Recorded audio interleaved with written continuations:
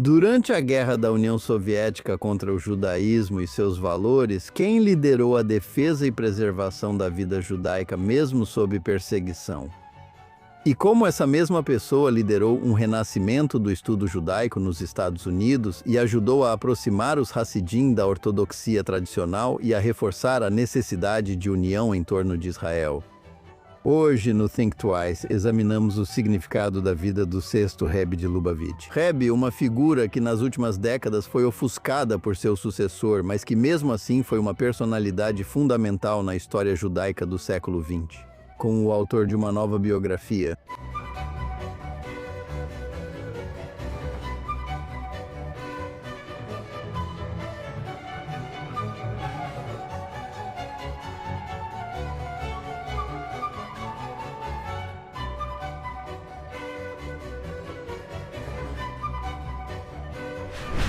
Olá, bem-vindo ao Think Twice. Hoje vamos fazer uma pausa nos temas de conflito e política contemporânea para abordar um capítulo importante da história judaica.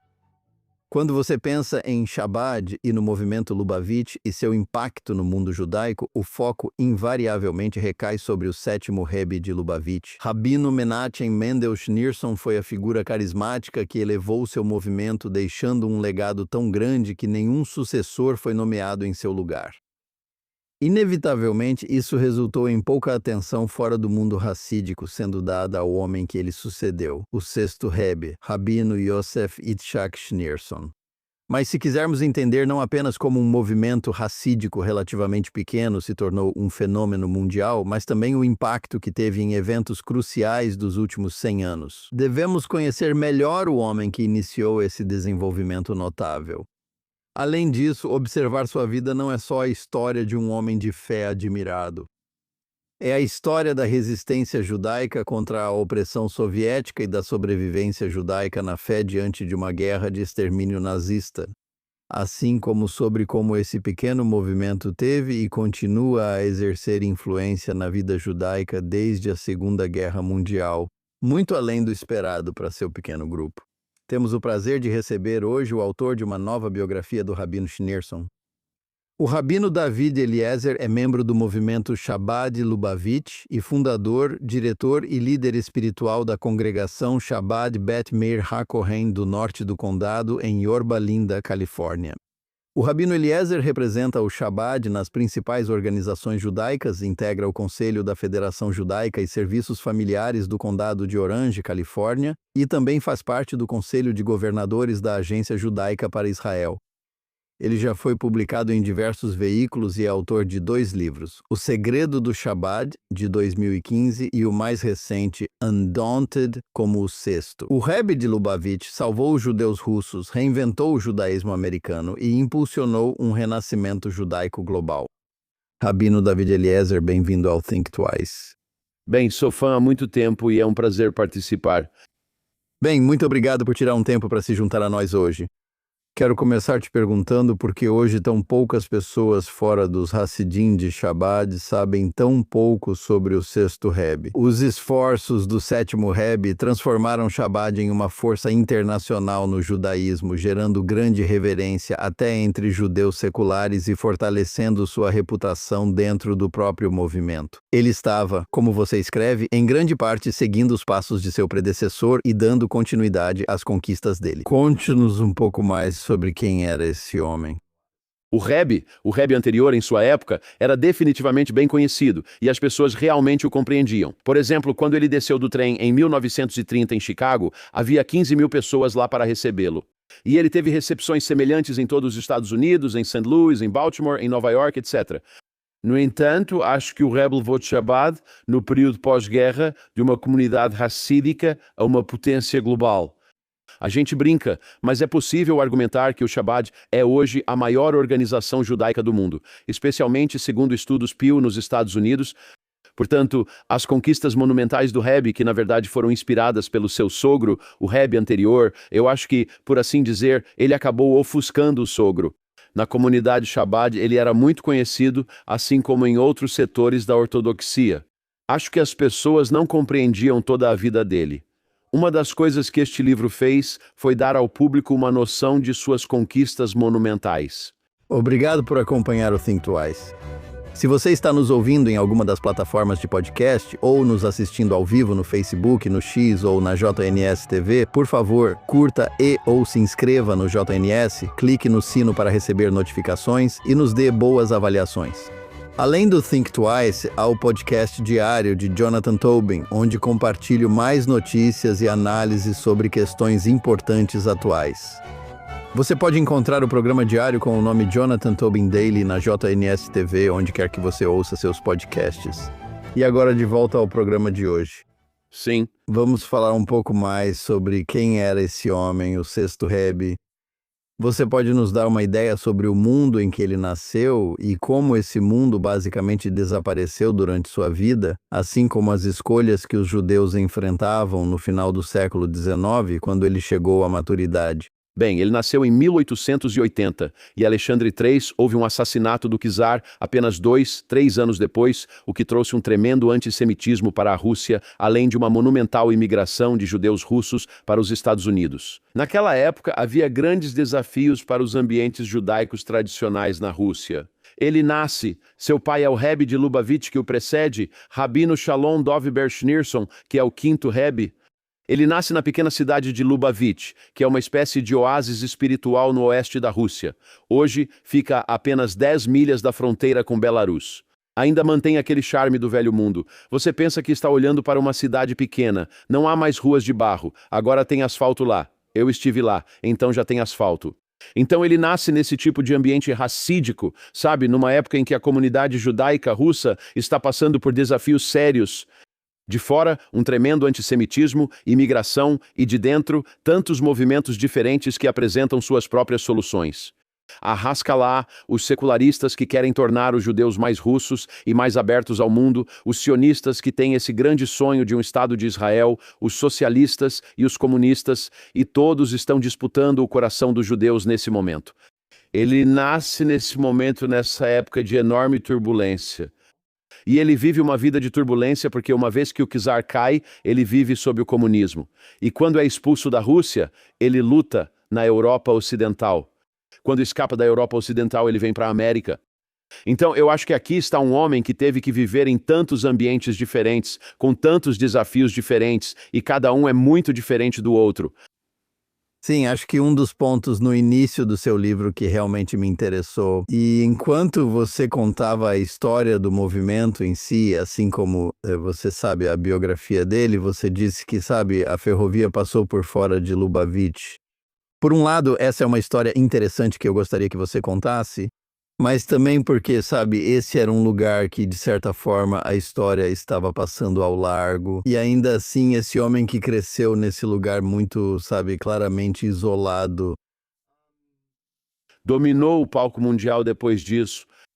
Eu não acho que era isolado. Eu acho que era um oásis porque o terceiro Rebbe disse. Os irmãos Polikov, que foram os famosos grandes construtores de ferrovias na Rússia em meados do século XIX, que tinham uma ligação com Lubavitch. Além disso, isso me fez querer que este lugar fosse espiritual, que a estação de trem fique mais distante. Então fica numa cidade chamada Rudnia, mais ou menos, acho que de carroça, é uma viagem de 10 milhas. Eu fui de carro, mas antigamente eles vinham e faziam o trajeto de carroça até Lubavitch. Ele queria que Lubavitch mantivesse isso para que ao vir aqui você encontrasse um lugar espiritual. E Lubavitch, mesmo assim, recebia milhares e milhares de visitantes de toda a Rússia. Então, mesmo que você tivesse que pegar o trem e depois a charrete, ou antes de existir trem, só dava para ir de charrete, ainda assim era uma meca espiritual para os judeus russos, porque, por exemplo, dizem que o terceiro Rebbe tinha 600 mil seguidores. Não sei se esse é o número exato, mas não há dúvida de que ele foi a figura rabínica mais influente na Rússia em meados do século XIX.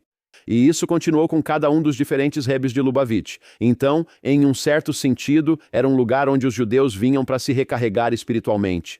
E por outro lado, estava em contato com o mundo, mas havia algo muito único naquela cidade e naquela atmosfera. Aliás, quando você vai lá, como fui durante a pesquisa do livro, sente essa singularidade de ser um local procurado por buscadores espirituais.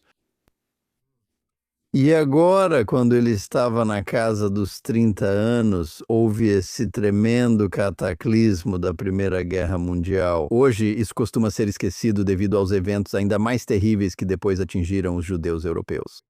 A Primeira Guerra Mundial também foi um desastre para os judeus do leste europeu. Como isso impactou especificamente o movimento Lubavitch? E como os judeus ficaram presos na luta entre os impérios alemão e russo? Bem, os alemães e o Império Austro-Húngaro. Também. Os alemães invadiram a Rússia e Lubavitch ficava na Rússia Ocidental. Então, o pai dele, que teve um encontro muito estranho com o Kaiser alguns anos antes, os dois, pai e filho, o quinto Rebbe e o Rebbe anterior, estavam em Berlim em certo momento e eles estavam em algum tipo de evento público onde o Kaiser apareceu. O Kaiser viu dois rabinos no teatro, seja ao ar livre ou fechado. Ele pediu a um ajudante e pouco depois eles foram retirados do local. E o pai dele, o quinto Rebbe, disse ao filho: "Nós temos que deixar Lubavitch. Ele está invadindo porque eu já vi naquela época que esse homem era mau e não podemos estar no mesmo lugar que ele." Então, em 1950, Posso só fazer uma observação. Isso é interessante porque muitos judeus russos que viviam sob o domínio russo achavam que os alemães deviam ser melhores, certo? E, de fato, os russos desconfiavam dos judeus porque achavam que eles veriam os alemães como melhores. Viviam com um pouco mais de liberdade, certamente, do que tinham na Rússia, então achavam que eles ficariam do lado do Kaiser. certo, mas ele via isso no Kaiser. Ele foi várias vezes à Alemanha para tratamento médico e via algo espiritual no Kaiser que só um judeu santo percebia, mas outros não. Ele disse: "Eu preciso sair de Lubavitch porque ele está invadindo." E assim, em 1915, quando a pequena cidade de Lubavitch era a capital de Chabad por mais de um século, 102 anos, eles deixam Lubavitch para nunca mais voltar. Lubavitch hoje é só uma lembrança. Reconstruíram alguns prédios, mas não há judeus lá. Até o Holocausto havia judeus, mas foram assassinados pelos nazistas. E assim eles deixam Lubavitch, e isso inicia a peregrinação, onde o centro de Lubavitch passa de um lugar para outro. Primeiro de Lubavitch para a cidade de Rostov, no sul da Rússia, e depois de Rostov para São Petersburgo, ou como era chamada, então Leningrado, e depois de Leningrado para Riga, de Riga para a Polônia, e da Polônia para Nova York. Começamos essa longa odisseia de 1915 a 1940, o Chabad finalmente se estabelece no Brooklyn, e isso desestabiliza o movimento. E também, isso leva a um tempo de enorme perturbação, porque primeiro você teve a Primeira Guerra Mundial e depois disso você teve algo mais também. Isso mudaria todo o destino dos judeus russos, que foi a Revolução Comunista nós vivemos em um mundo que, ao olharmos ao redor, parece um pouco caótico. Mas eu acho que o caos que enfrentamos é muito menor do que o caos das pessoas daquela época, onde elas perderam suas famílias, perderam suas casas, perderam sua liberdade, foram lançadas em ambientes políticos totalmente diferentes. Eu acho que mesmo que estejamos vendo certos desafios à comunidade judaica americana hoje, ainda acredito que estamos na era de ouro da comunidade judaica americana. Bem, em comparação à instabilidade que os judeus da Europa Oriental enfrentaram, eles estavam no fogo cruzado da Primeira Guerra Mundial, algo que, como disse, não é frequentemente lembrado. Mas depois eles estavam no fogo cruzado da Revolução Russa e com pogroms, sabe, tanto dos brancos quanto dos vermelhos. E ninguém, sabe, eles não estavam do lado de ninguém. Ninguém achava que eles eram aliados. E isso me leva, sabe, à minha próxima pergunta, que é o golpe bolchevique em 1917 e a criação da União Soviética, que obviamente foi um ponto-chave na história europeia do século XX e um desastre para os russos como um todo. Mas foi especialmente desastroso para os judeus. Você pode nos contar como os soviéticos trataram os judeus naquela primeira década, especialmente logo após a Primeira Guerra Mundial? E o que era a Yevsektia e como ela operava?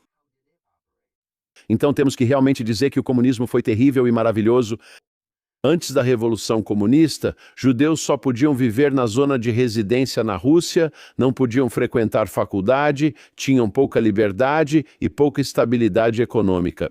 E uma das coisas que a Revolução Comunista fez, pelo menos em um nível oficial, foi remover todas as restrições contra os judeus e permitir que eles vivessem onde quisessem e buscassem a educação ou as opções de trabalho que desejassem. E muitos dos líderes do Partido Comunista eram judeus porque viam isso como uma esperança de se livrar do czar despótico.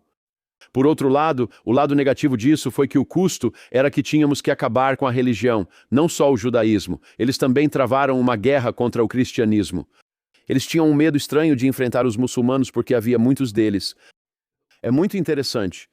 E eles criaram isso, né? Parece familiar para ouvidos do século XXI. Sim, hoje temos medo de enfrentar o que é imoral. Sabe, quando vemos violência ou extremismo político na comunidade muçulmana, temos medo de enfrentar isso. O mesmo medo existia entre os comunistas porque eles criaram uma organização cristã de comunistas para perseguir os cristãos religiosos na Rússia ou a Igreja Ortodoxa Russa.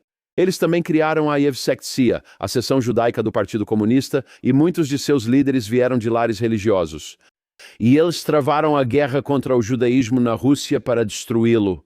Eles fecharam todas as instituições judaicas e criaram um sistema escolar próprio, onde estudavam em Yiddish e aprendiam sobre Karl Marx em vez de Moisés. E eles tentaram reprimir todos os oficiantes religiosos o máximo que puderam e negar aos judeus o direito de viverem suas vidas como judeus religiosos. E isso preparou o terreno para provavelmente uma das batalhas mais importantes na vida do Rebbe anterior, onde todos os grandes líderes rabínicos deixaram a Rússia e ele ficou para trás com o compromisso com o bem-estar de cada judeu no país e para enfrentar os comunistas. Agora, conte para nós como o Rebbe lutou e quão bem-sucedidos foram seus esforços para defender o judaísmo em uma época em que ele estava sob cerco. E diferente de décadas depois, sabe, para aqueles de nós que amadureceram. No movimento pelos judeus soviéticos, os judeus na União Soviética estavam isolados e sem apoio externo dos judeus. Especialmente o grande número deles que eram de esquerda e ou apoiavam os soviéticos, ou pelo menos tinham a impressão de que eles eram melhores do que seus predecessores czaristas. Então, por que deveríamos nos envolver? Bem, o que ele fez foi atuar em dois níveis. Ele criou um comitê de rabinos, que era a face pública do judaísmo na Rússia. E além disso, em 1924, ele reuniu 9 dos seus chassidim mais próximos. E eles fizeram o que em hebraico se chama Shezas Bris, que era uma aliança até a morte para manter o judaísmo vivo na Rússia. Agora, muitos desses indivíduos, alguns deles foram. Há uma velha piada entre os chassidim. Na yeshiva onde cresci, havia velhos chassidim que foram para a Sibéria e diziam: você ficou só 2 anos lá, isso é só uma mitzvah comum. Eu fiquei 10 anos, essa sim é a verdadeira mitzvah. Então, o que eles fizeram foi criar um sistema secreto subterrâneo na Rússia, que basicamente mantinha escolas judaicas, sinagogas, estrutura comunitária, mikvês, tudo o que fosse necessário, apoio financeiro para manter a vida judaica viva o suficiente na Rússia. Agora, sem dúvida, não alcançou todos os judeus russos. Mas o que isso fez foi criar um sistema de educação que continuou funcionando. Uma vez ouvi um discurso incrível. Em 1994, participei de um memorial para o Rebbe de Lubavitch, em Tel Aviv, apenas 30 dias após seu falecimento. O orador principal foi Yitzhak Shamir, ex-primeiro-ministro de Israel. E ele se levantou e disse que, nos anos 50, eu estava no Mossad, no serviço secreto israelense, e decidimos entrar em contato com os judeus russos. Descobrimos que em todas as cidades e vilas da Rússia existia uma rede secreta liderada pelo Rebbe de Lubavitch, em Nova York. Essa rede durou até a queda da União Soviética. E se você vier à Rússia hoje, quero dizer 90% da vida judaica na Ucrânia, na Rússia e em toda a antiga União Soviética é administrada pelo Chabad, porque essa rede secreta sempre existiu. Ela passou por altos e baixos, e por fim emergiu para se tornar o renascimento da vida judaica que vemos hoje na antiga União Soviética. Então, ela sobreviveu. Muitas pessoas foram mortas. Quando estudei na Yeshiva, em Israel, alguns dos nossos principais professores tinham sido presos, não por atividades ilegais, mas por educar crianças judias e ajudar judeus a fugir da Rússia. E eles, aliás, serviram como poderosos exemplos para nós da minha geração sobre abnegação. Então ele criou a rede secreta. Ela foi financiada em grande parte por judeus do exterior. Ele tentou conseguir mais apoio do exterior. Ele teve dificuldades com essa questão, mas tentou garantir que em cada cidade e vila da Rússia houvesse uma infraestrutura judaica durante todo o período da União Soviética, e tudo era feito em grande sigilo. Sim, ele também foi preso mais de uma vez, como você conta no seu livro. 6 ou 7 vezes ele foi preso. E isso culminou em 1927, quando ele foi preso e condenado à morte. E isso acabou sendo cancelado por causa da mobilização dos judeus do mundo todo, e ele foi exilado. E finalmente ele foi libertado. E através de um grande esforço diplomático, ele pôde deixar a Rússia em 1927.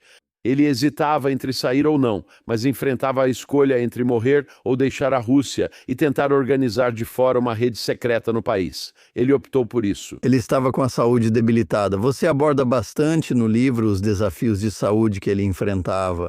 Ser o líder de um movimento clandestino sob perseguição ativa de um governo totalitário, você sabe, isso já é uma tarefa assustadora até mesmo para uma pessoa muito saudável. Mas para uma pessoa que realmente, você sabe, ele estava enfrentando sérios problemas de saúde, isso deve ter tornado tudo ainda mais difícil. A saúde dele piorou muito com o passar dos anos.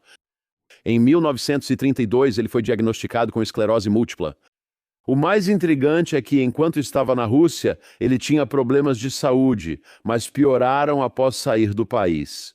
O mais intrigante é que, ao chegar à América em 1940 com atitude revolucionária, ele queria transformar a comunidade judaica americana. Ele desce do barco com dificuldade para falar e está em uma cadeira de rodas. E ele inicia uma transformação na comunidade judaica americana nos últimos 10 anos de sua vida, que é realmente radical e inacreditável. E o fato de ele fazer isso com todos esses problemas de saúde e complicações médicas, e que ele também está tentando salvar o máximo de pessoas possível na Europa. Acho mais interessantes os desafios de saúde que ele enfrentou depois do que os que teve na Rússia. Na Rússia, ele encara a morte de frente. E ele enfrenta os comunistas sem absolutamente nenhum medo, o que, aliás, eu sinto que criou uma cultura muito interessante em Chabad.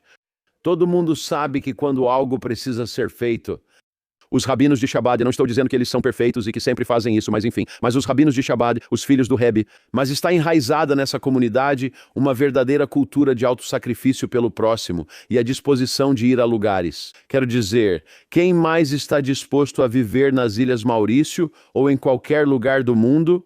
Ou para onde quer que você vá. Todo mundo sabe que, se você precisar, se você estiver lá e estiver preso, se estiver em Machu Picchu, na América do Sul, ou onde quer que seja, o Chabad está lá. De onde vem isso? De uma cultura de autossacrifício. E quem criou essa cultura? Ele criou na Rússia, porque ele e seus seguidores arriscaram suas vidas, e eles criaram e incorporaram essa ideia dentro do Chabad. Que quando se trata de trabalhar pelo progresso do povo judeu, quando se trata de defender o judaísmo, de defender Israel, devemos agir sem constrangimento, sem medo e não vamos nos deixar intimidar por ninguém. Sempre penso comigo mesmo que quando meu professor da Yeshiva passou 9 anos na Sibéria e eu tive dificuldades, sabe, todos nós temos dificuldades. Vim para um bairro suburbano no condado de Orange para criar um centro Chabad que, graças a Deus, foi um sucesso apesar dos anos difíceis. Sempre penso, qual minha dificuldade em levantar dinheiro ou lidar com problemas comparado a ser enviado para o Gulag? E eu acho que isso criou uma cultura em Chabad que realmente impactou o povo judeu no mundo todo. Isso realmente coloca as coisas em perspectiva. Agora, uma das histórias paralelas interessantes que aparece no seu livro, especialmente na história antes da Segunda Guerra Mundial ou mesmo durante ela, é a relação às vezes harmoniosa e às vezes conturbada entre Chabad e o Joint Distribution Committee, ou o Joint, que era na época e ainda é, uma fonte primária de ajuda filantrópica judaica para comunidades judaicas em perigo ao redor do mundo. Quais eram os pontos de tensão entre Chabad e o Joint antes da Segunda Guerra Mundial? Bem, em primeiro lugar, Chabad e o Joint têm uma relação longa, de um século.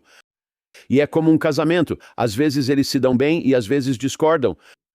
Mas mesmo que o Rebbe anterior tenha tido profundas discordâncias com o Joint durante as décadas de 20 e 30, ele nunca os criticou publicamente. Ele só fazia isso em particular porque sempre via valor no que o Joint fazia.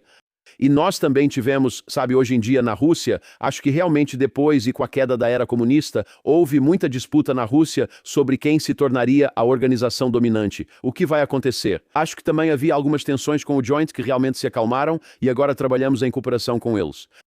No entanto, o que aconteceu nas décadas de 20 e 30, eu acho que foi o maior erro da filantropia judaica na história da humanidade, que é o Joint.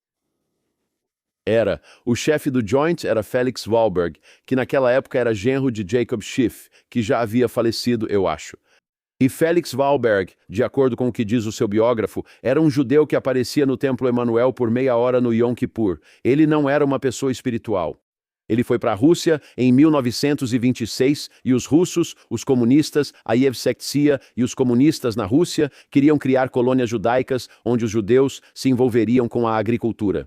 O Rebbe queria que deixássemos os judeus viverem em ambientes urbanos, onde pudessem trabalhar de forma privada em suas casas. Eles poderiam viver dentro de suas comunidades judaicas, teriam infraestrutura comunitária. Eles poderiam buscar, tanto quanto possível, ganhar a vida com atividades produtivas em casa. E o que aconteceu foi que esse titã de Wall Street levou o Joint a fazer uma parceria com os comunistas. E de mais ou menos 1924, ou meados da década de 20, até 1937, eles investiram, em valores de hoje, 250 milhões de dólares nessa agricultura. Eles se tornam parceiros dos comunistas na construção de assentamentos agrícolas para judeus. Onde você chega, não há sinagoga, escola ou estrutura comunitária tentando transformar judeus em bons comunistas. E isso termina mal porque, em 1937, Stalin, que se voltou contra todos, se voltou contra o JDC e havia 200 trabalhadores do JDC na Rússia e eles foram exilados, mortos ou presos. Então, eles escondem isso aqui na América porque a reputação deles vai ficar muito ruim. Sabe o que aconteceu com todo o nosso pessoal? Para mim, isso é chocante porque nunca esquecerei as mortes por terrorismo em Mumbai, que nos abalaram. Aqui, o Joint perdeu 200 pessoas e esconderam isso. Agora, por acaso, é realmente uma história chocante. E ele vem para a América em 1929, 1930. E o principal é que ele vinha lidando com os líderes do Joint na Europa que o respeitavam muito. Um deles relata aos líderes na América que só o Rebbe sabe como fazer as coisas chegarem à Rússia, ou seja, dinheiro, organização e logística. Ele faz acontecer. Se você quiser garantir ajuda para um judeu em alguma cidade da Rússia, dê o dinheiro para o Rebbe em Riga, na Letônia, e em alguns meses esse dinheiro vai estar na Rússia e a pessoa vai receber a ajuda. No entanto, Wahlberg estava tão convencido de que estava fazendo a coisa certa. Ele tinha estado na Rússia em 1926. Ele viu as aldeias, Wahlberg 6, Wahlberg 7, todo mundo ali com seus utensílios agrícolas. Eles enganaram o cara. Verdadeiras aldeias de Potemkin, Aldeias Tatanka. No final, curiosamente, há um jornal. Não sei se você se lembra dele. Quando criança, lembro do Soviet Heimland, um jornal de propaganda soviética. Nos anos 1950, ele escreveu: as colônias judaicas fracassaram e estão mortas. Então, a Joint gastou $250 milhão em um experimento fracassado. Do outro lado, 250 milhões de dólares americanos das décadas de 1920 e 1930? Sim, nos anos 1920 mais dinheiro. Como foi? hoje é $250 milhão. Mas por outro lado, quando 1000 Hassidim escaparam da Rússia após a guerra, quem ficou ao lado da Chabad e quem esteve lá para ajudar essas pessoas a se estabelecerem e se mudarem pelo mundo todo foi a Joint. Quando a Chabad criou um sistema escolar no Marrocos a partir de 1950, que acabou tendo dezenas de milhares de alunos, quem foi o principal parceiro da Chabad? Foi a Joint. Em muitos outros empreendimentos foi assim. Apesar do profundo desacordo com eles, que nunca expôs publicamente, o Rebbe sempre tratava isso de forma privada. Ele reconhecia que a Joint fazia coisas boas, mas não concordava com Wahlberg. E Wahlberg, de visão secular, via o Rebbe com desdém. Temos cartas dele. Não confio em Wahlberg, sabe? Ele nem acreditava em antissemitismo na Rússia. A visão dos líderes da Joint na América sobre a situação na Rússia era chocante. Ele não foi o único a ir à Rússia achando ter visto o futuro. Esse é o futuro. Mas então o que aconteceu foi o seguinte, eu acho que foi um capítulo muito sombrio do Joint, que acabou sendo documentado pelo historiador do Joint. Eu nunca vi um memorial para todas as pessoas que foram mortas. Mas, ao mesmo tempo, o relacionamento com o Chabad, no pós-guerra, no Marrocos e em muitos outros lugares, e hoje no Joint, nós somos o maior agente da vida judaica na antiga União Soviética. O Joint tem centros, menos do que há 20 e 30 anos, mas realiza trabalho importante. Em várias comunidades fazemos parceria com o Joint e atuamos lado a lado com ele. Então é como um relacionamento longo, como uma família, uma mishpacha. Não nos demos bem por anos, depois nos demos muito bem e agora tentamos nos dar bem. Então é isso, mas eu acho que há uma lição aqui para os filantropos judeus, que eles realmente precisam pensar sobre onde estão colocando seu dinheiro. E hoje existe, e não há dúvida sobre isso, um certo viés em relação ao Shabbat, que nem todos na comunidade judaica, especialmente os mais seculares, querem nos apoiar, mesmo que em muitas áreas sejamos a força motriz da vida judaica. Olhe para a vida judaica nos campi universitários hoje. O sucesso do Shabbat é inacreditável. E veja, se você for para a Ucrânia, eu estive lá 2 vezes desde que a guerra começou. As federações judaicas têm apoiado bastante nosso trabalho na Ucrânia. As pessoas percebem que somos os grandes protagonistas nesses ambientes. E ainda existe um certo desconforto entre alguns judeus do lado mais liberal da comunidade judaica, e eu entendo isso. Talvez eles discordem filosoficamente do nosso sistema de valores e da nossa ideologia. É preciso olhar isso com seriedade e dizer, certo, queremos que esse trabalho seja feito. O Shabbat é realmente o grupo certo para esse trabalho? E isso é. Acredito que ainda enfrentamos esse preconceito em parte do mundo judaico. Mas eu me identifico com a história judaica típica, e certamente é uma história muito interessante. Uma famosa história judaica. Nada de novo. Certo. Agora, avançando na história da vida dele, da vida do Rebbe, uma vez que o sexto Rebbe deixou a Rússia, ele ficou na Europa durante a década de 1930, embora tenha visitado os Estados Unidos. Ele visitou o que era então a Palestina. Mas, enquanto o comunismo e o nazismo aumentavam gradualmente a opressão aos judeus, quais eram seus objetivos naquela época e que tipo de sucesso ele teve ao reviver o judaísmo naquele período na Polônia, que antes do Holocausto era lar de milhões de judeus, foi o maior centro da vida judaica mundial. Certo, isso é indiscutível. Mas veja, ele chega à Polônia e não segue a agenda do restante do mundo Haredi. O mundo Haredi está politicamente alinhado ao Gush Emunim. Shabbat sempre adotou a posição de nunca se envolver politicamente, independentemente da situação. E ele também, vindo da Polônia, está tentando fazer tudo o que pode para ajudar judeus ao redor do mundo. Ele envia emissários para a África do Sul, Austrália e outros países para fortalecer a vida judaica. Ele faz isso, mas curiosamente, quando vem para a Polônia, ele tem poucos seguidores e cria uma rede de yeshivás que em 1930 tinha apenas uma yeshivá com talvez 50, 100 alunos. E em 1939 ele já tinha 11 yeshivás com quase 1.500 alunos. Ele realmente estava fortalecendo o Shabbat dentro da própria Polônia. E às vezes ele entra em conflito com outros líderes da comunidade mais Haredi porque não se junta a eles politicamente, e isso continua assim até hoje.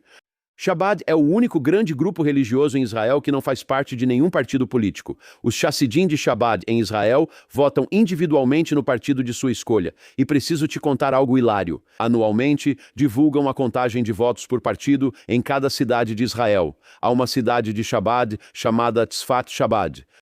Sempre tem alguém que vota no partido de esquerda Meretz lá. Não sei quem é, talvez só brinque, mas há um apoiador do Meretz em Tzfat Shabbat entre milhares de eleitores. Talvez seja um ex-integrante do Meretz que virou religioso. É um país livre, graças a Deus. Eles podem votar em quem quiserem, mas Shabbat nunca fez parte desse sistema político. E historicamente seguiu um caminho independente. Então acho que na Polônia ele está lutando por relevância. E ele também discorda de parte do establishment religioso de lá. Ao mesmo tempo, ele busca se aproximar de comunidades judaicas no mundo, arrecadar dinheiro e coordenar um sistema clandestino na Rússia. Ele está enviando emissários, como eu disse, para a África do Sul, Austrália e outros lugares para se conectar com essas comunidades judaicas. Ele passa 1 ano na América e retorna com uma postura bem diferente sobre o judaísmo americano, pois muitos ortodoxos viam a América como Treifa Medina, um país não kosher. Não vá, seu judaísmo vai enfraquecer. O Rebbe retorna da América após quase 1 ano com uma visão muito otimista do judaísmo americano. Ele percebe um espírito puro neles e abertura à espiritualidade. E ele sente um grande otimismo em relação ao judaísmo americano. E no cais, no dia em que está partindo, ele diz que a América se tornará o grande centro do estudo judaico no futuro. E ele tem esse sentimento de otimismo. Então, nesse período entre guerras, é realmente um período de transição para Shabbat, mas ele decide ficar na Polônia porque sente que precisa cuidar da comunidade judaica russa.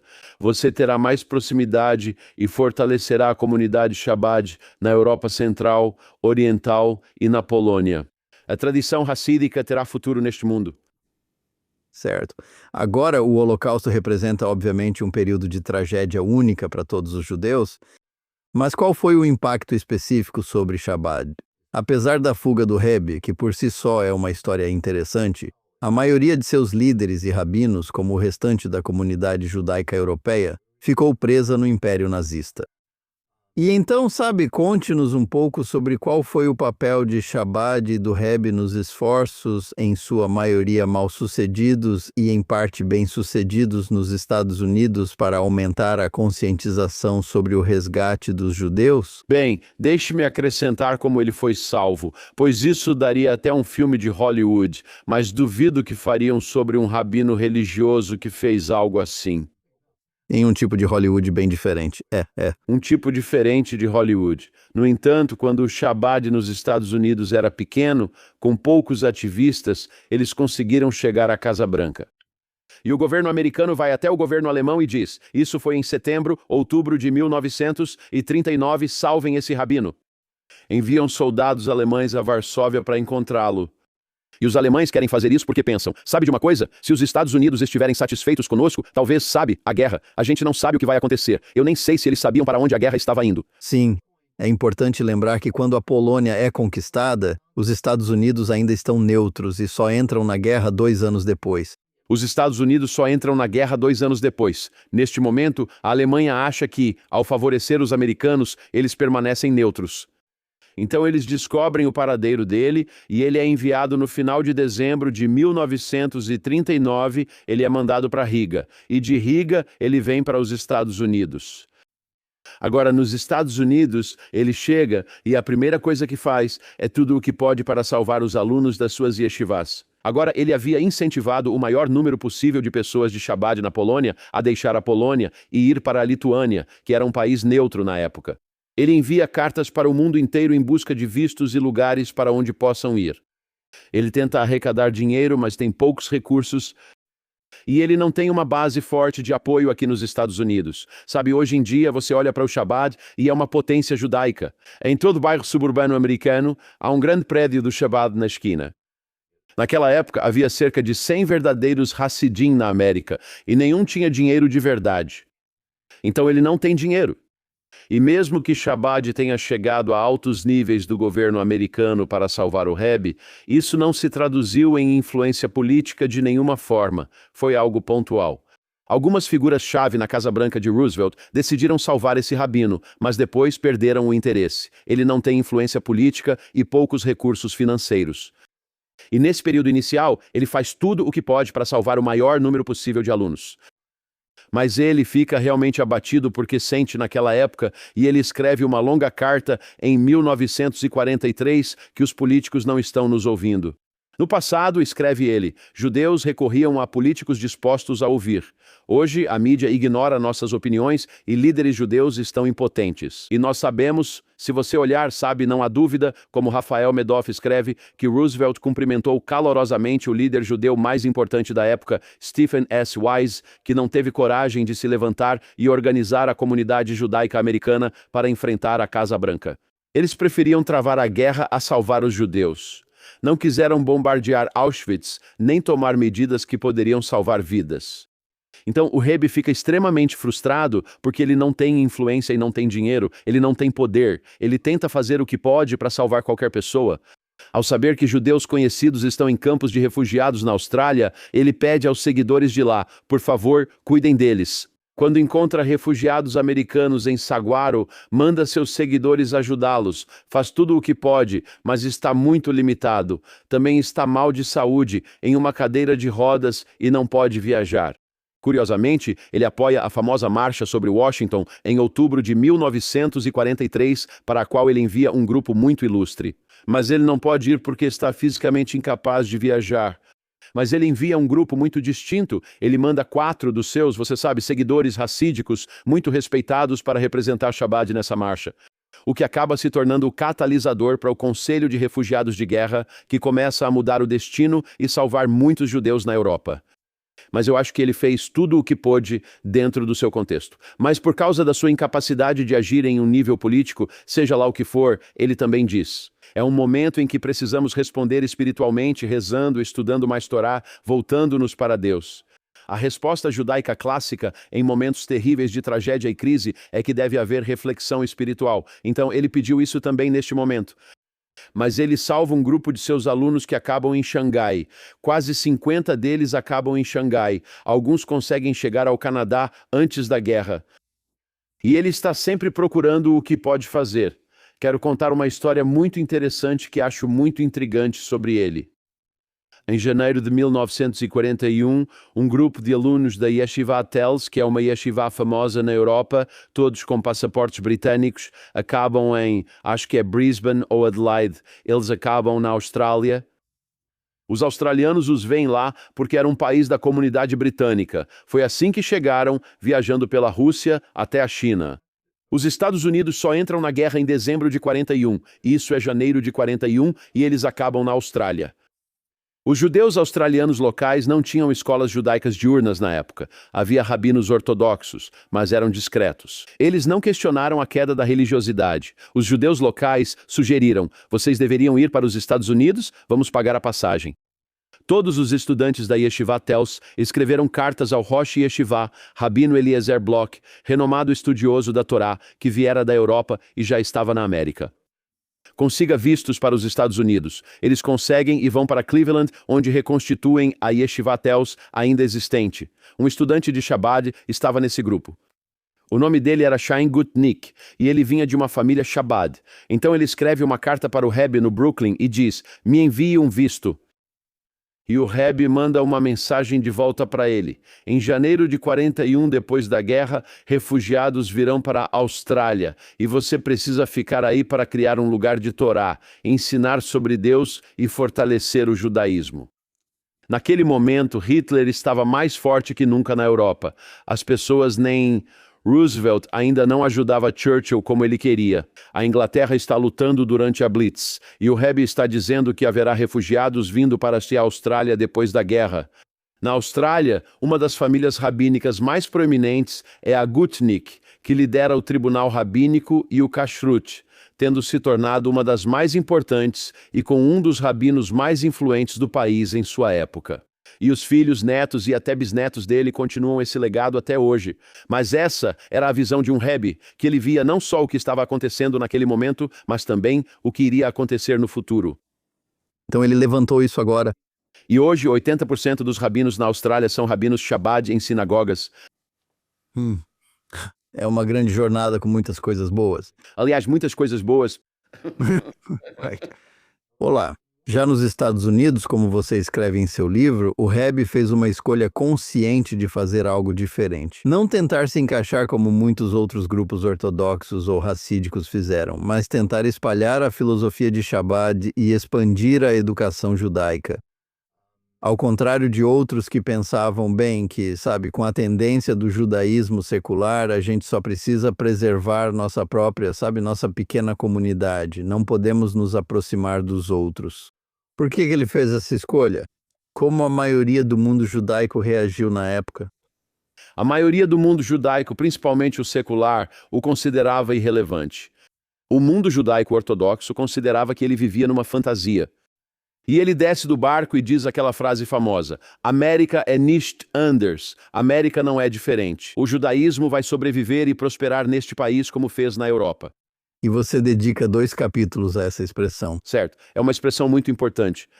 Foi o que ele fez nos 5 anos de guerra e no pós-guerra. Ambos são muito importantes. E o que ele faz é mudar a abordagem do judaísmo tradicional na América de defesa para ataque. Ele não vai ficar sentado esperando que você vá até ele. Então, e sua primeira grande iniciativa ocorre entre 1940 e 1950, de acordo com o professor Sarna, que é provavelmente um dos mais eminentes historiadores judeus da América. Professor Jonathan Sarna. Jonathan afirma que 92 escolas judaicas de período integral foram fundadas, 1/3 pelo Rebbe e a maioria nos 5 anos da guerra. Segundo ele, é preciso revolucionar o judaísmo na América, e a educação judaica é a principal ferramenta para isso. Ele está realmente fazendo na América o que fez na Rússia, porque na Rússia ele teve o mesmo debate com o mundo ortodoxo. Porque quando o comunismo chega, todos os grandes líderes das grandes yeshivas, Rebbe Israel Salanter, o Shofetz Chaim, que é uma pessoa santa, Rebbe Aaron Kotler, todos esses saem com suas yeshivas e muitos, muitos outros. Eles dizem, vamos sair da Rússia agora, ir para a Polônia ou Lituânia e fazer o judaísmo sobreviver. Alguns vêm para os Estados Unidos antes e durante a guerra, buscando criar o modelo de um judaísmo de fortaleza ainda presente hoje. Visite Lakewood, Nova Jersey. É um grande sucesso. Há 5, 6 mil pessoas estudando em tempo integral na famosa yeshiva lá, mas é em Lakewood, Nova Jersey. O Rebbe diz, não, sou responsável pelo bem-estar de cada judeu neste país e no mundo. Essa é a visão de um líder global. E ele diz, o que eu quero fazer é criar uma rede, mudar a atitude em relação à educação judaica nos Estados Unidos. A maioria dos judeus americanos pensa que as escolas públicas são o caminho para a faculdade, universidade e sucesso neste país. Ele está na contramão do pensamento dominante.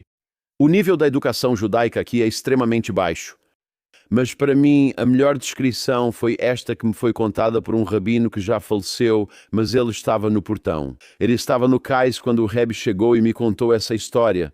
Rabino Herschel Fogelman foi enviado pelo Rebbe anterior nos anos 40 para Worcester, Massachusetts, fundar uma escola judaica. Seus filhos mantêm seu legado lá até hoje. Agora vou te contar o que ele me disse. Ele disse, naqueles dias, havia poucas yeshivot nos Estados Unidos. A Yeshiva mãe dos Estados Unidos era a Torá Vodaath, ainda hoje uma grande instituição. O Rabino Fogelman era estudante lá, com 18 ou 19 anos. Ele descreveu que nós, poucos judeus religiosos nos Estados Unidos, nos sentíamos como uma caravana de carroças cercada por índios na pradaria. Todos nós já vimos os antigos filmes de faroeste, a caravana de carroças em círculo e os índios circulando ao redor, atirando, e todos estão tentando se defender enquanto os índios tentam atacá-los. A cavalaria dos Estados Unidos chega e afugenta os índios. Fogelman me disse que o Rebbe veio como a cavalaria dos Estados Unidos, não só para afastar os índios, mas para conquistar todo o continente. Assim, ele transforma a mentalidade da comunidade judaica americana da defensiva para a ofensiva, precisando lutar na própria comunidade para ampliar horizontes. Ele precisa enfrentar o mundo ortodoxo que vê, até nos que criam instituições na América, uma imitação do modelo de judaísmo de fortaleza, construir algo para seus filhos sem mudar a comunidade. O Rebbe é o revolucionário. E agora vemos, avançando para 2026, de acordo com o estudo mais recente do Pew, 1/3 dos judeus americanos frequentam o Shabbat todo ano. Sabe, é simplesmente surpreendente. Em outras palavras, pode-se argumentar que o número de pessoas que frequentam o Shabbat, das quais 80, 90% não são ortodoxas, é maior do que o número de pessoas que frequentam o movimento reformista atualmente. Você pode apresentar um argumento estatístico para isso. Uma afirmação ainda mais impressionante. E isso também mostra como as antigas formas de nos dividirmos e nos identificarmos por afiliação estão meio obsoletas neste momento. Com certeza. Vemos que ele desembarca do barco em 1940, querendo mudar o rumo do judaísmo americano. Shabbat dizia, se 1/3 vem, onde estão os outros 2/3? Traga-os também pela porta da frente. Mas neste momento ele está mudando a direção do judaísmo tradicional neste país. Ele não está tentando dizer, vou criar uma grande yeshiva, embora existam grandes yeshivot e elas estejam realizando coisas notáveis, mas elas não são realmente relevantes para onde eu moro, em Orange County, Califórnia. Ele quer mudar a direção. Ele tem esse senso de otimismo. Ele vai mudar a direção. E com recursos limitados, ele está numa cadeira de rodas. A fala dele é comprometida. E quantos Hassidim ele tem na América? 100? 200? Não me refiro aos simpatizantes de Chabad, vindos do velho mundo, mas aos verdadeiros Hassidim, que são poucos. Ele afirma, vou mudar o judaísmo americano. E agora, quando olhamos para frente, 80, 90 anos depois, podemos ver o impacto dessas decisões, porque o que o Rebbe realmente fez foi carregar o bastão que o sogro dele, o Rebbe anterior, passou para ele. Ele levou isso adiante de maneiras incrivelmente criativas, mas, em muitos aspectos, apenas pegou as ideias do sogro dele e as expandiu, fortaleceu e mudou o destino do povo judeu. Sim, esse é um ponto muito importante e realmente um ponto de virada na história dos judeus americanos. Agora, uma das principais diferenças entre Chabad e alguns outros movimentos ortodoxos era a sua relação com o sionismo. Chabad era um movimento que tinha, como você escreve, laços muito fortes com a terra de Israel muito antes do estabelecimento do Estado de Israel. Mas, assim como muitos outros que eram hostis ao sionismo antes de 1948, discordava fortemente dos judeus seculares que queriam basicamente refazer a identidade judaica em Israel, descartando tanto a fé quanto a tradição. Mas depois de 1948, o Rebbe faz uma escolha diferente em relação ao Estado de Israel em comparação com alguns outros na comunidade religiosa. O que ele fez e o que o levou a essa decisão? Primeiro, Para entender o contexto, o Chabad, historicamente, assim como outros grupos religiosos na Rússia, estava profundamente preocupado com a ideia de que o fundamento central da identidade judaica deveria ser a Torá e não o nacionalismo secular. Então havia esse motivo que era a oposição ao sionismo. Na verdade, há uma história muito interessante de que o primeiro grupo sionista na Rússia se chamava Bilu, Bet Yaakov Leshuvinusha, a casa de Jacó, vamos sair. E o quarto Rebbe, seu nome era Rebbe Shmuel, que morreu em 1883. Ele disse que discutiu com o Bilu. O versículo na Torá diz, a casa de Jacó, vamos sair, Beor Hashem, na luz de Deus. Ele disse, se tivessem incluído as duas últimas linhas, eu também teria me juntado a eles e ido para a terra de Israel. Então, a discussão era sobre o cerne da questão, que era a natureza da identidade judaica e quais são os fundamentos da identidade judaica. E o sionismo, em muitos aspectos, era isso que queria fazer. Mudar a forma como os judeus se viam, mostrar que temos uma nação e temos um Estado. Não precisamos mais do judaísmo e não precisamos mais da Torá. No entanto, houve 3 reações ao estabelecimento do Estado em 1947 e 1948. Precisamos entender quais são. O mundo Haredi disse, sabe de uma coisa? Nossa relação com o sionismo foi muito ruim nos últimos 70 a 80 anos. Vamos criar uma sociedade dentro da sociedade. Teremos nossos próprios partidos políticos para nos defender. Realmente não queremos apoiar o serviço militar. Não queremos nos envolver tanto na sociedade israelense. Vamos adotar esta postura de separação. Religiosos sionistas afirmaram que o Estado marca o início da redenção. E há uma oração pelo Estado de Israel, onde se diz as palavras Reshet Tzmishut Gulatenu, o primeiro florescimento da nossa redenção. E eles viam isso com raízes muito fortes na religião. que é recitada em sinagogas conservadoras, assim como por muitos conservadores. Chabad adotou um caminho do meio. Chabad disse que seguiu um caminho intermediário entre essas duas posições. Primeiro, nós não concordamos com essa ideia de separação da sociedade israelense moderna. Queremos nos engajar e fazer parte da sociedade. O Rebbe anterior disse aos seguidores que todos devem defender o país e ir para o exército. Até que a Suprema Corte, sobre a qual tenho reclamações em Israel, destruiu isso. Isso é um tema que já abordamos neste podcast, com certeza. Nós tínhamos um acordo que era não oficial por muitos anos. Nos últimos 20 anos, isso se oficializou. Estudantes do Chabad e rabínicos, apenas meninos, iam à yeshivá e depois ao exército. E 2 semanas atrás, o ministro da Defesa de Israel lamentou que estamos perdendo muitos soldados de alta qualidade porque o acordo do Chabad foi revogado pela Suprema Corte de Israel. Fomos o único setor Hared disposto a ir ao exército e já perdemos mais de 1 dúzia de soldados do Chabad, o que não os torna mais sagrados que os outros. Como muitos outros soldados que deram a vida desde que a guerra começou em 7 de outubro, estávamos dispostos a ir para o exército depois, conforme acordo. Queríamos que nossos rapazes estudassem na yeshivá por um tempo. Tivemos ótima relação de trabalho com o governo nesses anos. Queríamos participar ativamente da sociedade israelense, mas decidimos, não vamos nos envolver com política. Em outras palavras, podemos votar como indivíduos em um partido político, e há certos partidos que disputam o voto do Chabad, mas Chabad nunca endossa. Chabad se envolveu em 2 eleições em situações incomuns, mas isso foi há 30 anos. Não participamos das eleições israelenses, temos princípios. O Rebbe sempre se preocupou muito que ceder terras colocaria em risco a segurança do Estado de Israel, o que se baseia na questão da segurança, e algo que, tragicamente, foi provado ser muito, muito verdadeiro. Mas levou tempo, queremos ser partes ativas da sociedade israelense. Ainda estamos preocupados com essa ideia de nacionalismo secular substituindo a identidade judaica e esse conceito. Isso ainda é uma preocupação para nós, não estamos fugindo disso. Vou te contar agora a estatística mais interessante, que é realmente chocante. As federações judaicas da América do Norte fizeram um estudo que divulgaram há 1 ano, mas nem tudo foi divulgado publicamente, sobre o sionismo e a comunidade judaica americana. E os números são estes. No movimento reformista, 32% das pessoas se identificam como sionistas. No movimento conservador, é 55%. No movimento ortodoxo, é 65%. E no Shabbat, que novamente estamos falando principalmente de judeus não religiosos, judeus não ortodoxos que vão ao Shabbat, 82% dizem que são sionistas. Quando o estudo foi divulgado, eu estava com líderes judeus americanos e perguntei: qual a diferença entre nós e vocês? Eu disse: vocês falam sobre Balfour e Herzl. Eu me confundi ao mencionar Hitler. Balfour e Herzl, que tinham ideias nobres, sabe, eles queriam construir um Estado e tudo mais. E nós falamos aos judeus, enquanto judeus, sobre a aliança fundamental de Abraão com Deus, dizendo que a terra de Israel pertence ao povo judeu.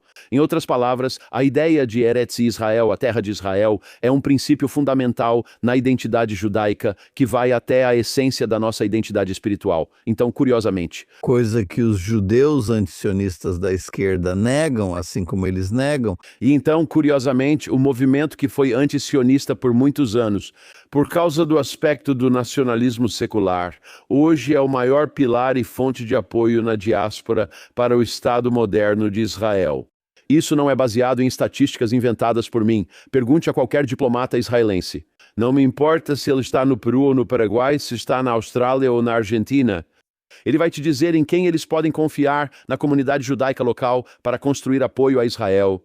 Shabbat. Mesmo que ainda sintamos desconforto com o nacionalismo secular, seguimos apoiando Israel e acreditamos no ocorrido. Em todas essas guerras, o que aconteceu foi milagroso, e vou terminar essa ideia com uma declaração muito interessante. Agora comemoramos 50 anos desde a famosa incursão em Entebbe. Quero contar o que o Rebbe de Lubavitch disse 1 ou 2 semanas depois dessa incursão. Ele disse que, se houvesse um soldado que nunca, e todos nós sabemos que os aviões voaram no Shabat e pousaram no sábado à noite em Entebbe para salvar, vocês sabem, os israelenses, todas as pessoas que foram sequestradas lá. E tivemos a perda do irmão de Bibi Netanyahu, e houve uma outra mulher chamada Edith Bloch, acho que o nome dela era Bloch, que foi morta, mas todos os outros foram salvos. E o Rebbe disse assim: se houvesse um soldado israelense, que nunca observou um Shabat, um sábado em sua vida, mas ele voou no Shabat para salvar as vidas das pessoas em Entebbe. Ele é, e vou dizer em hebraico, Begeder Tzadik Gomor, ele é considerado uma pessoa santa e como um tzadik, uma pessoa justa. É assim que você vê um soldado israelense que arrisca a vida. Temos também muitos soldados solitários das comunidades Chabad nos Estados Unidos. E um deles foi recentemente morto, Moshe Itzhak Katz, de New Haven. Ele foi morto. Ele estava no corpo de paraquedistas, era um chassid com barba e tudo. E ele era de New Haven, Connecticut. Ele recebeu o nome de um dos primeiros emissários do Rebbe anterior, enviado a New Haven em 1943 para fundar uma escola judaica. Ele foi morto há cerca de 2 meses numa batalha no Líbano. Pagamos o preço e estamos dispostos a defender Israel. Ainda nos preocupamos com o nacionalismo secular, mas não participamos da política em Israel apenas com ideias. E temos mais de 1000 instituições em Israel que promovem a vida judaica no país de uma forma não política. Sim, exatamente. Agora, minha última pergunta. Em Undaunted, você defende com muita força a ideia de que o sexto Rebbe foi uma das figuras mais importantes da vida judaica no século XX. Mas ao escrever este livro, você, eu acho, tentou criar uma obra de pesquisa histórica séria, mas também uma que incorpora um pouco do folclore do movimento sobre ele e seus predecessores. E que vê os Rebbes de Chabad como figuras espirituais cujas vidas são quase míticas em vez de serem apenas rabinos comuns. Quão difícil foi tentar retratar ambos os aspectos desse homem e de seu movimento em um só livro? Bem, veja, em certo nível, acho que a dificuldade está em mim, como chassid. Porque um chassid vê um Rebbe como uma pessoa de santidade e pureza e percebe que ele vive em outro plano. E eu, pessoalmente, nunca conheci o Rebbe anterior, então não posso falar sobre ele, mas tendo tido centenas de encontros com o Rebbe, reuniões particulares com o Rebbe, dezenas de Farbrengens, você sabe, eu diria centenas de Farbrengens, encontros chassídicos, muitos encontros diferentes com o Rebbe. O Rebbe também me deu conselhos muito importantes e momentos importantes na minha vida que tiveram um grande impacto em mim. Um amigo rabino conservador me disse há um tempo: Dov, cometi um erro na vida. Perguntei: qual? Ele disse que nunca conheceu o Rebbe. Então falei que há 2 coisas que ele não conheceu. Eu disse: você nunca conheceu honestidade emocional nem alguém que viva como um tzadik em um plano espiritual mais elevado. Ao lidar com um Rebbe, você sabia que tudo era verdade. E também vivem em um plano espiritual mais elevado. Posso contar as chamadas histórias de Rebbe. Eu mesmo tive uma com o Rebbe, que foi um verdadeiro milagre. Realmente evitei esses tipos de histórias no livro. Coloquei apenas uma nos rodapés sobre uma mulher da minha comunidade que já faleceu. A filha dela mora na minha comunidade. Essa mulher recebeu uma bênção do Rebbe em 1932 numa estação de trem e recuperou a visão. Por isso não vou comentar sobre isso, não segui esse caminho. Eu queria escrever um livro que não fosse uma hagiografia, que fosse verdadeiro e também completo. Tem 120 páginas de fontes. Se você discorda do que escrevi, questione as fontes. Posso estar errado. É um trabalho de pesquisa histórica séria, como fui treinado. Eu estudei história, não jornalismo. Eu achava isso muito importante. Eu achava isso muito importante porque a maioria dos livros que encontramos, as biografias dos grandes rabinos que existem por aí, especialmente no mundo ortodoxo, são basicamente hagiografias. Eles não falam sobre as dificuldades deles, eles não falam sobre os desafios deles. O que torna o Rebbe anterior tão único é que ele escreve extensivamente sobre seu mundo interior, em milhares de cartas e diários. Temos uma percepção real da angústia dele ao escrever sobre o Holocausto em 1943. Um ano antes, ele envia uma carta dizendo que está na América tentando agir, mas nenhum dos Chassidim o escuta, o que o frustra muito. Temos algo real, ele escreve sobre seus problemas médicos, ele escreve sobre nós o vemos em suas próprias palavras, e essa é uma das grandes bênçãos que tive ao escrever este livro, porque eu tinha muito material que ele mesmo escreveu e etc. Gostaria de ter escrito isso há 25 ou 30 anos, pois teria conhecido mais pessoas próximas a ele. Então lutei. Não queria escrever um livro que fosse uma hagiografia, só maravilhoso e doce. Sempre contam histórias sobre grandes rabinos. Nasceram, aprenderam a Mishnah aos 6 anos, depois o Talmud. Eles tinham 12 anos e nunca tiveram um momento de angústia em suas vidas. Isso simplesmente não é verdade. Eu não queria fazer parte desse meio. Por isso, por exemplo, tem uma editora judaica de grande circulação, a Koren, pela Magid, que é um selo da Koren. Eu queria ter esse tipo de senso de independência. E agora, o que realmente me surpreendeu, Chabad é uma comunidade muito autocrítica, é uma comunidade muito independente, existe uma quantidade enorme de individualismo. Graças a Deus recebi críticas, talvez tenha cometido algum pequeno erro, mas o livro foi recebido de forma fenomenal. E eu fiquei muito surpreso com isso. Então acho que por causa do Rebbe ser tão aberto sobre si mesmo e porque o assunto é tão interessante, também procurei dar um contexto histórico, não só analisando suas conquistas, mas situando-as em relação às de outros. Muitas pessoas que escrevem histórias, principalmente no mundo ortodoxo, veem apenas sua abordagem como a única possível.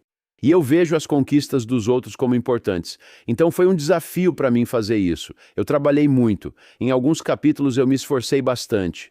O capítulo 10 sobre os anos de guerra levou cerca de 3 ou 4 meses para eu conseguir dar conta dele devido às questões mais difíceis. Mas eu acho que a vida dele é realmente notável. E vemos como ele, em primeiro lugar, eu realmente acredito no que está escrito na capa, ele salvou os judeus da Rússia, os judeus soviéticos, porque o judaísmo hoje na Rússia, na antiga União Soviética, é quase todo aquele que era clandestino, que veio à tona para o mundo exterior. Ele mudou a direção do judaísmo americano.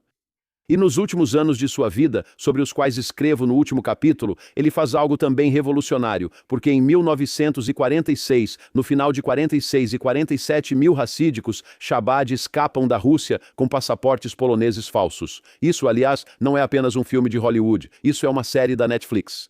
Mas, de novo, não farão isso porque Deus me livre, não querem fazer algo bom. Agora, eles escapam da Rússia. Agora, essas pessoas viveram sob 25, 30 anos de opressão comunista. Eles estão cansados. Meu irmão foi para a Sibéria, meu primo foi para a Sibéria, eu fui para a Sibéria. Mas para te dar uma ideia de como era a abordagem do Rebbe sobre isso, tem um cara chamado Semash Garevich. Ele passou 5 anos em uma prisão soviética. Ele escapou com sua família da Rússia. Ele vai para a Alemanha e fica em campos de deslocados tentando ir para a América. Consegue chegar a Cuba em 1949, mas não obtém visto americano. Ele escreve ao tio na América, secretário do Rebbe, pedindo que informe ao Rebbe sobre sua necessidade de ajuda para obter um visto. O Rebbe manda uma mensagem de volta. Por que Semach está correndo para cá? Há tantas coisas que precisam ser feitas em Cuba. Um rabino enviava cartas de Santiago, não era Chabad. Ele manda Semash para lá para criar escolas judaicas. Pergunta por que correr para a América, já que há judeus em Cuba e precisam de cuidados antes de Castro. O homem passou 5 anos na Sibéria, sozinho com esposa e filhos. E ele é o único chasside em toda Cuba. O que você está fazendo para mudar o judaísmo em Cuba? Depois de fazer várias coisas, ele manda mensagem. Diga ao Tsemak que já pode vir, e ele vem para a América. Mas ele reúne esses chassidim que saíram da depressão soviética e estudantes rabínicos sobreviventes de Xangai e diz: Ok, pessoal, quero encorajar vocês a irem para a Austrália. Vocês vão para a França, Londres e para a nova cidade de Chabad em Israel.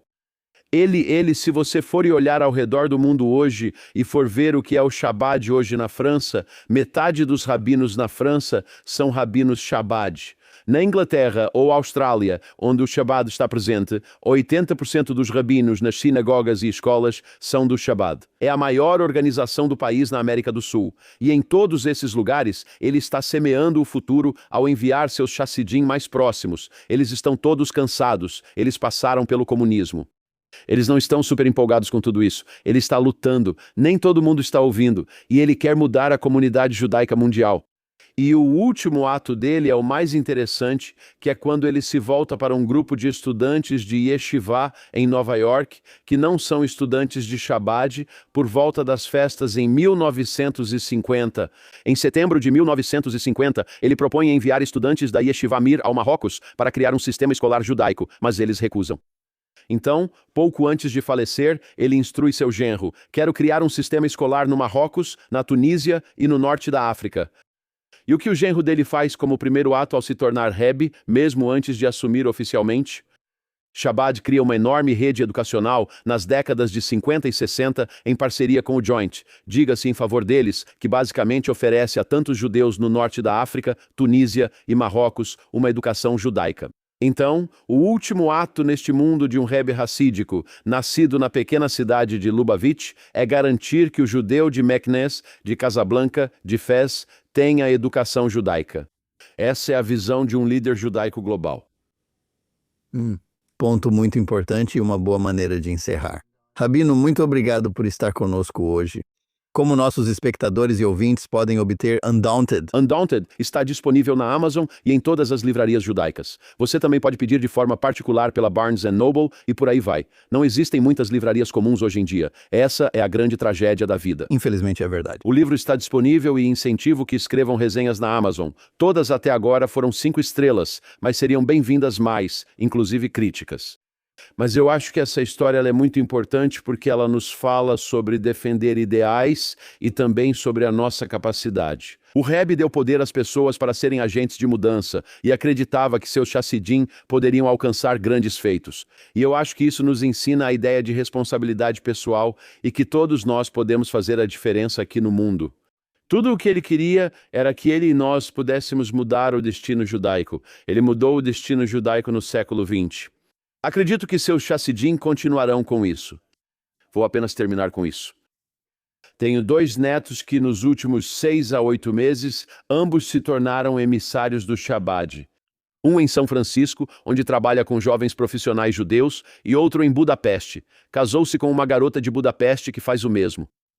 E o fato de que essa nova geração de jovens rabinos do Chabad, na faixa dos 20 e poucos anos, e as Rebetzins que vão como parceiras estão levando adiante essa missão. Que o Rebbe anterior começou, que o Rebbe levou adiante para a próxima geração, eu acho que é realmente uma grande confirmação dos ideais que o Rebbe anterior e o Rebbe nos ensinaram. De abnegação, de cuidado, preocupação, de responsabilidade judaica, sobre amar outros judeus e o fato de que a Torá pode ser ensinada com amor para a próxima geração, onde eles podem decidir, tomar essa decisão de se conectar com sua tradição e sua herança para dar continuidade. E o fato de termos tantos jovens que querem continuar esse idealismo que o Rebbe anterior começou e que o Rebbe continuou, acho que é um testemunho notável do legado que eles nos deixaram. Acho que todos podemos dizer amém a isso. O que posso te dizer? Sim. Netos, um em Budapeste e outro em São Francisco. Mazel tov pelas conquistas deles. E eu realmente recomendo este livro. É uma parte importante da história judaica e, como o Rabino diz, uma inspiração para as gerações futuras. Também queremos agradecer ao nosso público. Acompanhe diariamente a edição diária de Jonathan Tobin, disponível onde você escuta seus podcasts. E esteja você nos ouvindo em uma dessas plataformas ou nos assistindo ao vivo no Facebook, no X ou no canal do JNS no YouTube, por favor, curta ou inscreva-se no JNS, clique no sino para receber notificações e nos dê boas avaliações. Escreva para Think Twice no thinkwisegenesis.org, contando onde acompanha o programa e sua opinião sobre ele. E lembre-se, continue lendo e pensando por si mesmo. E nós nos vemos novamente na próxima semana.